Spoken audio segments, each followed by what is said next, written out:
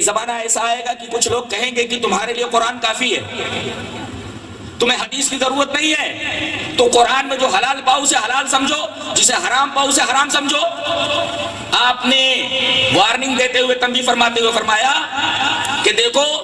ساری باتیں آپ کو قرآن میں نہیں ملیں گی، بلکہ کچھ باتیں اللہ تبارک و تعالی نے بتانے کے لیے مجھے مقرر کیا ہے، ساری باتیں قرآن میں نہیں پاؤ گے۔ تو یہ کہنا کہ قرآن میں جو حلال ہے اسے حلال سمجھو، جو حرام ہے اسے حرام سمجھو، بہت ساری ایسی چیزیں ہیں جن کی حلت اور حرمت کا پتہ قرآن سے نہیں چلے گا۔ اور ایک زمانہ ایسا آئے گا کہ ایک پیٹ بھرا آدمی اپنے چپر کٹ کے اوپر ٹیک لگائے ہوئے بولے گا کہ قرآن کافی ہے تمہارے لیے، حدیث کی ضرورت نہیں ہے، جو قرآن میں حلال پاؤ اسے حلال سمجھو، جو حرام پاؤ اسے حرام سمجھو، قرآن کے علاوہ کسی اور چیز کی ضرورت نہیں ہے۔ آپ نے فرمایا الا لا یحل لکم لحم الحمار الاہلی، پالتو گدھے کا گوشت حلال نہیں ہے۔ اشارہ اس بات کی طرف ہے کہ اگر تم سے کوئی یہ پوچھے کہ گدھے کا گوشت کھانا حلال ہے یا حرام ہے تو قرآن میں کہیں اس کا تذکرہ نہیں ہے، تو جو لوگ حدیث کو نہیں مانتے وہ گدھے کا گوشت کھائیں۔ تو بہت ساری چیزوں کی حلت اور حرمت کے بارے میں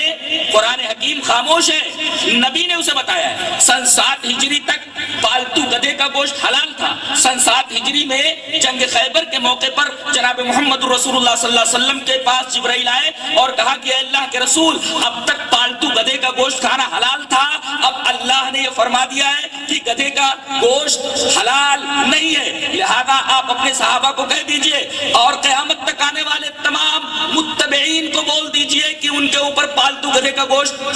حرام ہے، حلال نہیں ہے۔ الا لا یحل لکم لحم الحمار الاہلی، پالتو گدھے کا گوشت حلال نہیں ہے۔ ظاہر ہے کہ جو صرف قرآن کو مانتا ہے حدیث کو نہیں مانتا وہ ثابت نہیں کر سکتا کہ گدھے کا گوشت حلال ہے یا حرام ہے، لہذا حدیث کو ماننا لازم ہوا۔ آپ نے ایک مثال دی کہ صرف قرآن کافی نہیں ہے، اس لیے کہ اللہ نے صرف قرآن نہیں دیا ہے مجھے، اس کے ساتھ حدیث دی ہے۔ جب دونوں کو مانو گے تب مسلمان ہوگے،